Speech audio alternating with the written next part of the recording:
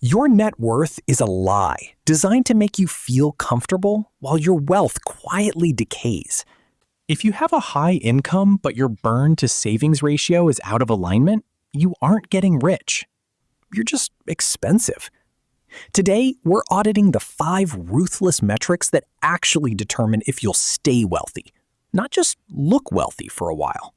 My name is Kai Cash, and I spend way too much time thinking about why some people with modest incomes build real, lasting wealth, while people earning triple their salary end up with nothing to show for it. If you've ever felt financially fine on paper, but somehow uneasy underneath it, stick around, because these 5 numbers will tell you exactly what your bank balance can't. Subscribe if you're ready to actually audit yourself, instead of just hoping things work out. Here's the problem with how most people track their finances. They watch one number, net worth, and treat it like a scoreboard. But net worth is a snapshot, not a trend line. It tells you where you are. It says almost nothing about where you're heading, how fragile your position actually is, or whether the version of you 5 years from now is building on solid ground, or standing on something that's quietly eroding underneath your feet. Think of it like checking a ship's current position without ever checking its heading or its hull. The ship might be exactly where it should be right now and still be taking on water. Net worth is the position. These 5 metrics are the heading, the hull integrity, and the fuel gauge.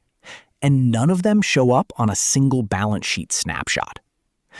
Metric number 1 is your savings rate, and this is the one almost nobody actually calculates. Not your savings account balance, your savings rate, the percentage of your income you actually keep every single month. Someone earning $60,000 a year who saves 20% of it is building wealth faster than someone earning $200,000 who saves 5%. Because the second person's lifestyle is quietly eating their entire income advantage. Your salary tells you how much water is flowing into the bucket. Your savings rate tells you whether the bucket actually has a bottom. Metric number 2 is your debt-to-income ratio. Specifically, how much of your monthly income goes toward paying off debt before you touch anything else. This number is brutal because it's completely blind to how impressive your income looks. A high income with a high debt-to-income ratio means you're running on a treadmill that speeds up every time you try to get ahead. Lenders already know this number matters enormously, which is exactly why they calculate it before approving you for anything major. The fact that most people never calculate it for themselves is one of the strangest blind spots in personal finance. Metric number 3 is your emergency fund ratio, meaning how many months of essential expenses you could actually cover if your income disappeared tomorrow. Here's the part that will surprise you. This number predicts financial stress far more accurately than net worth does. Because a high net worth tied up in a house or a retirement account you can't touch without penalties does absolutely nothing for you the month your income actually stops. Liquidity, not total wealth, is what determines whether a bad month becomes a bad year. Metric number 4 is your burn rate relative to your income, meaning how much of your income disappears into fixed and semi-fixed lifestyle costs before you've made a single discretionary decision. This is the metric hiding in plain sight behind almost every case of someone who earns a lot and somehow still feels broke. When your burn rate quietly climbs to match your income, every raise becomes invisible the moment it arrives. Absorbed before you even notice it happened. This is where the phrase I opened with actually comes from. A high income with a high burn rate doesn't make you rich.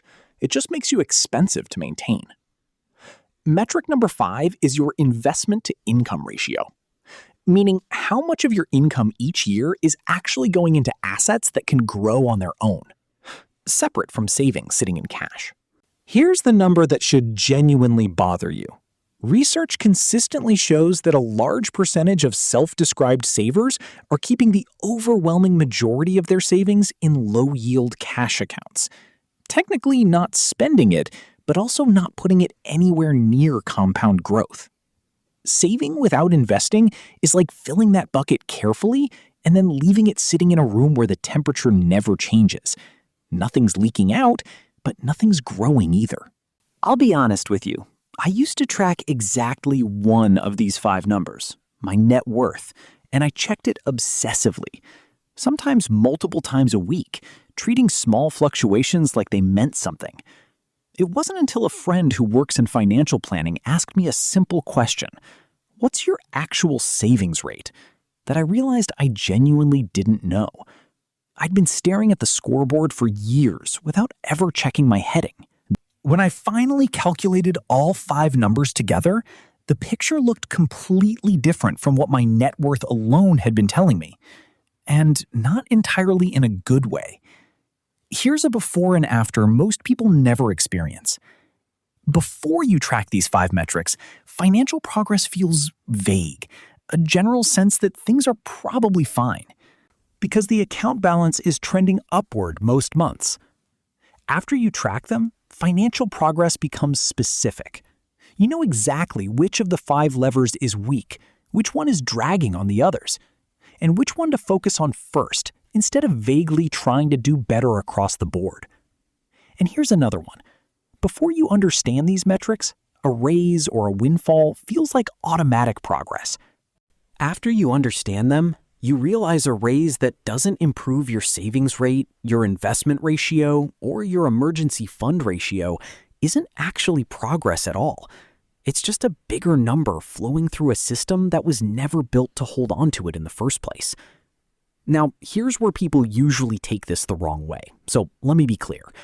This isn't about obsessively tracking 5 spreadsheets every single day or turning your finances into a source of constant anxiety. You don't need to check these numbers weekly. You need to know them at all and revisit them maybe once a quarter. Because right now, the vast majority of financially anxious people aren't anxious because the numbers are bad. They're anxious because they don't actually know what the numbers are. And uncertainty is almost always scarier than the truth, whatever that truth turns out to be. So here's what I want you to do before you watch another finance video. Calculate these 5 numbers for yourself. Today, even roughly. Your savings rate, your debt-to-income ratio, your emergency fund ratio, your burn rate relative to your income, your investment-to-income ratio. Because the version of you who knows all 5 isn't just better informed than everyone still staring at their net worth. They're the only one who actually knows which direction the ship is heading, long before the rocks are close enough to see. And that's the whole point of this channel, helping you audit the numbers that actually matter. Subscribe for more videos like this one, because knowing your numbers is the difference between hoping and knowing. Thanks for watching, and I'll see you in the next one.